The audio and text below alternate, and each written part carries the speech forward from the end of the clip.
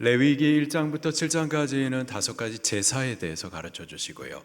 또 8장부터 10장까지는 그 제사를 집례할 제사장들에 대해서 가르쳐 주십니다. 그리고 레위기 11장부터 15장까지는 정결 의식법에 대해서 가르쳐 주세요. 그 중에 레위기 13장은 나병의 부정함에 대해서 가르쳐 주시죠.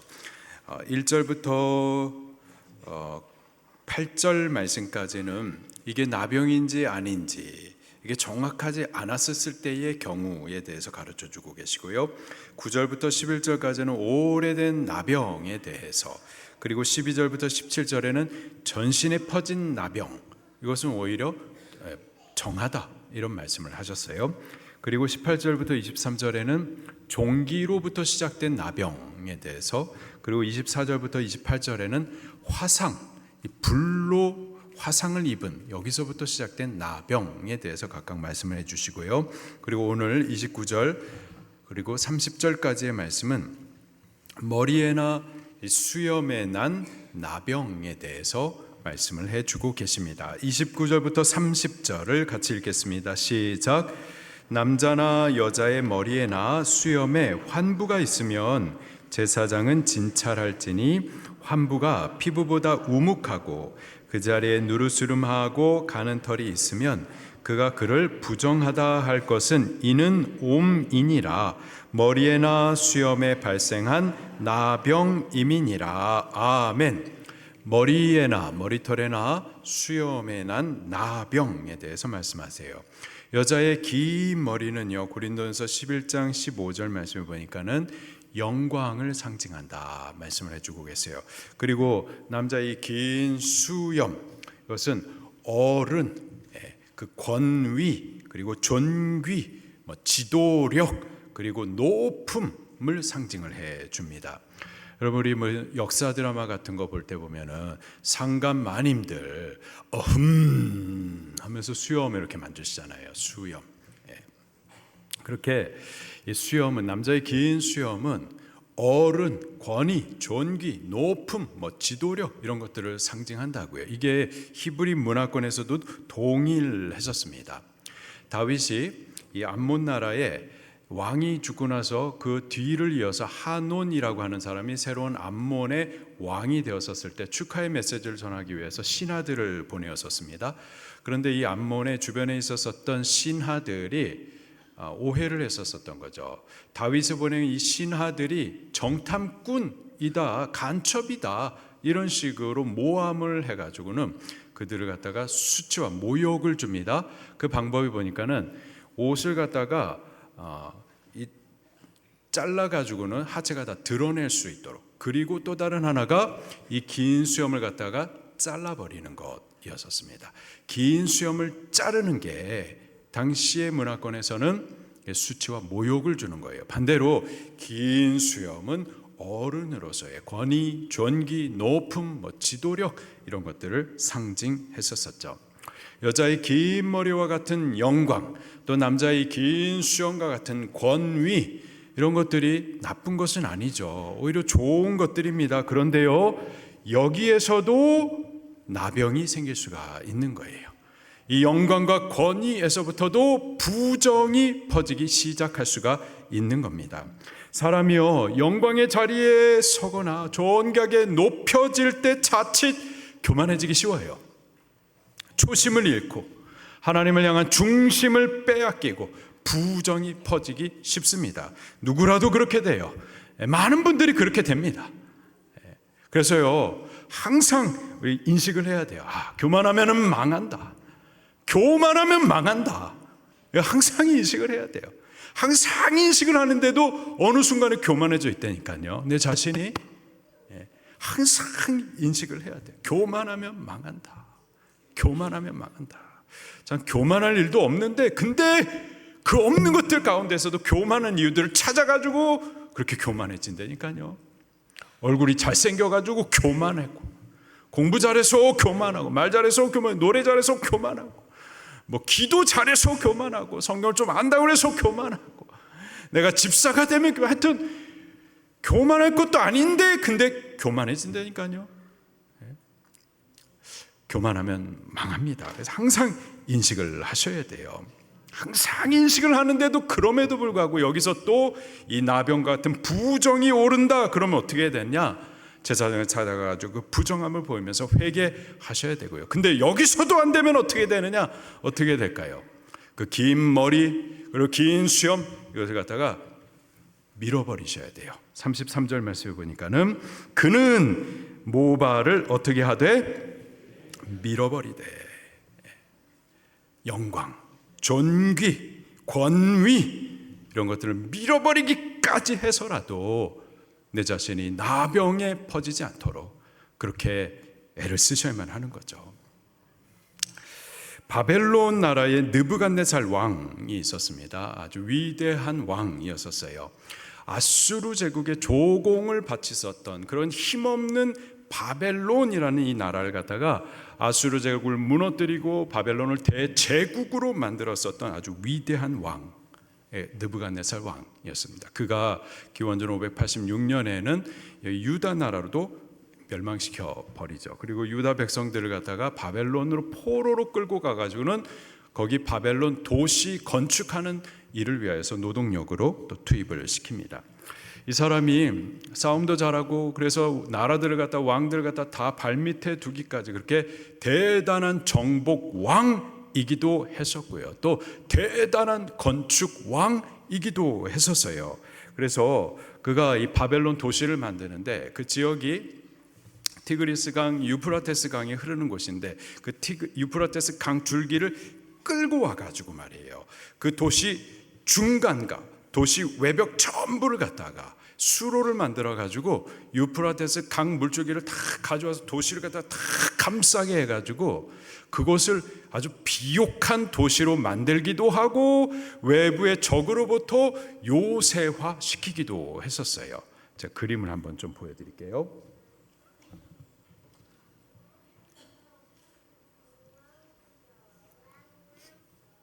자, 보겠습니다. 자, 여기가 바벨론 도시예요. 굉장히 반듯하죠.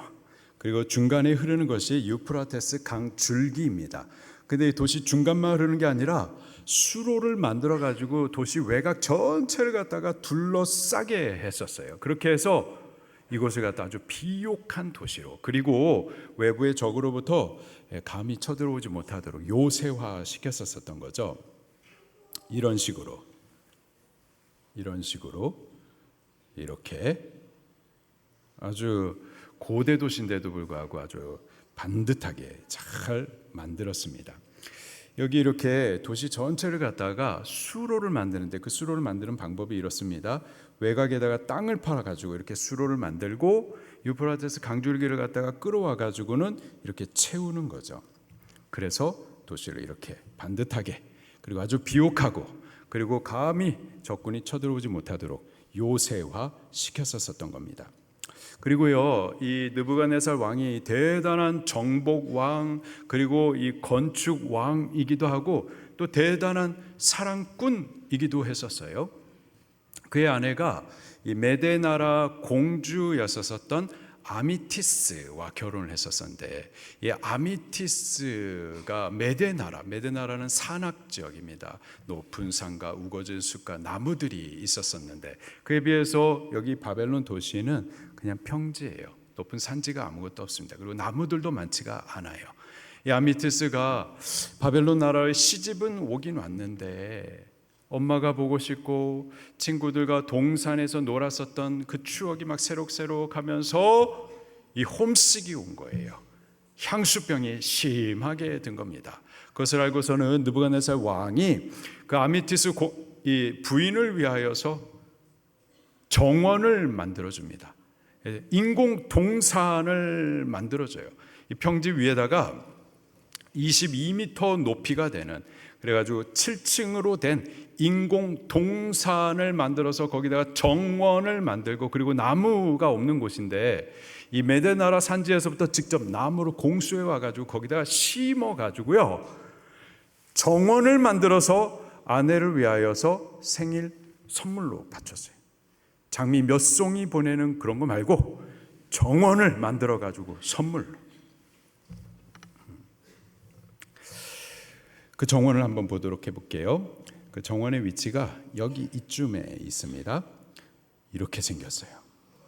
7층으로 됐고 높이는 22m.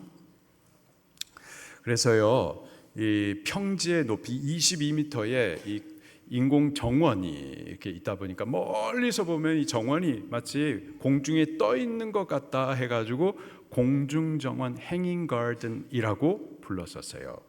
이게 평지기 때문에 다니엘 시대에도 이 느부갓네살 왕이 우상을 신상을 만들어 놓고는 방파레를 보면 다 절하라고 그랬잖아요. 평지였었기 때문에 그 우상이 66 규빗, 그래서 약 한 27m 높이인데 평지기 때문에 어디에서든지 그 우상이 다 볼 수가 있단 말이에요. 그리고 어디에서든지 절하지 아니하고 서 있으면 그게 다 보이는 거예요. 여기 22m의 높이의 정원이 있다 보니까 어디서든지 보이는 거예요. 뚝 떠 있는 거죠. 자, 이렇게 아름답게 정원을 만들어서 사랑하는 아내 아미티스를 위해서 선물로 주었었습니다. 자, 그런데 문제는요, 이게 22m 높이의 7층 정원인데 나무들이 심어져 있는데 이게 물을 공급을 해줘야 되잖아요. 그걸 어떻게 해야 되는가, 이게 큰 문제인데 그것을 보니까는 자료가 있어요. 어떻게 그 물을 공급을 했는가 보니까는 이런 식으로 스크루 펌프를 당시에 만들어 가지고 급수를 했었던 거죠. 이런 위대한 정원을 만들기도 하고 이 정원을 만들기 위한 어떤 위대한 기술까지도 다 있었던 거예요. 이 사람이 바로 느부갓네살 왕이었었습니다. 그야말로 힘도 있고 지혜도 있고, 자, 그림은 여기까지 볼게요. 힘도 있고 지혜도 있고 또 존귀함과 높은 영광을 누리던 자가 느부갓네살 왕. 그야말로 긴 머리카락과 수염을 가지고 있었던 그런 권위자가 바로 느부갓네살 왕이었었다고요. 자, 그런데 바로 그 긴 수염에 나병이 들기 시작을 해요. 그 존귀와 영광, 힘, 권위, 그 가운데 교만의 부정이 퍼지기 시작합니다. 그가 하루는요, 자기가 세우고 건축한 도시를 쭉 보면서 아주 마음이 흐뭇한 거예요.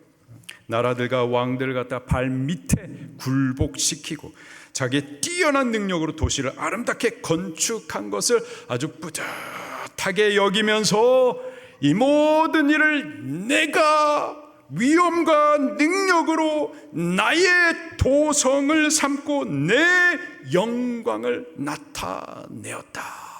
그렇게 내가라는 이 단어 3번을 말하고 나서는 짐승이 돼버립니다. 성경을 한번 찾아보도록 할게요. 다니엘서 4장입니다.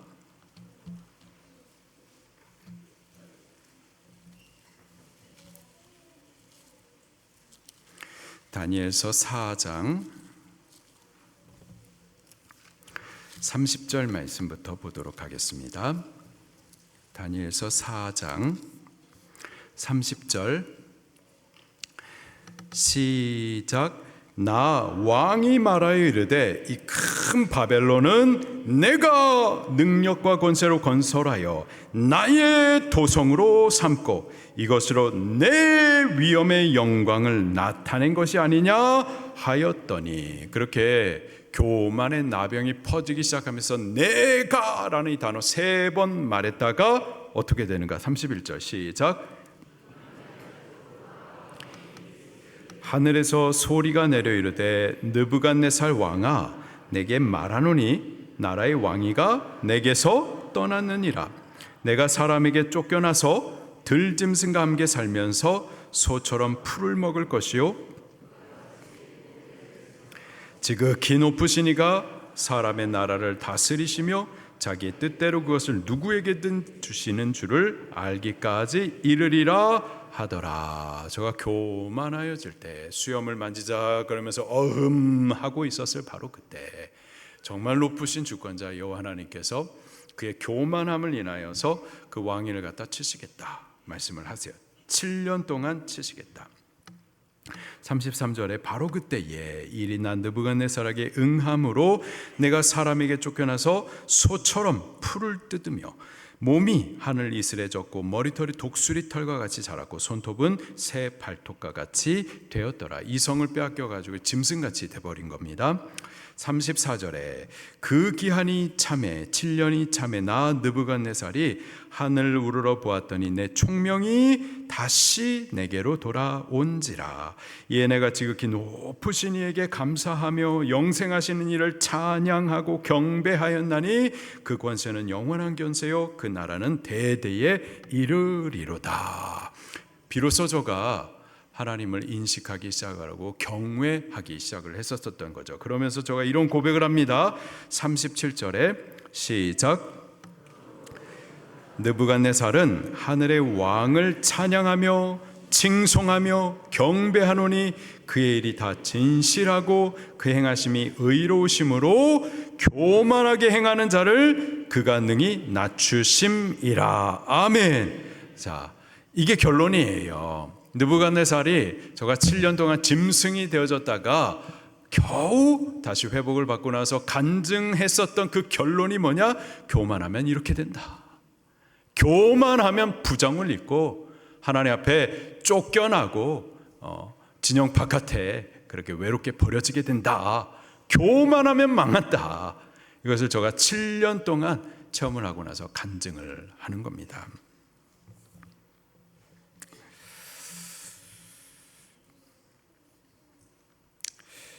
머리의 영광, 또 긴 수염의 존귀, 높음, 영광과 존귀 다 좋은 건데 교만해지면은 그거는 부정을 입게 되는 거고 망하는 겁니다. 나병이 발병하는 거고 부정해지는 거예요. 어떻게 해야 되느냐? 인식해야 돼요.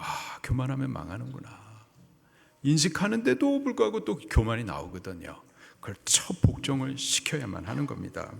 항상 나는 아무것도 아니다. 하나님께서 치시면은 나는 짐승이 되는 거다. 항상 인식하면서 겸손하셔야만 하겠습니다. 만약에 그것도 안 된다 그러면은 내 머리털을 수염을 밀어버리기까지 해서라도 나병이 들지 않도록 교만하지 않도록 나 자신을 갖다 복종시켜야만 할 줄로 믿습니다.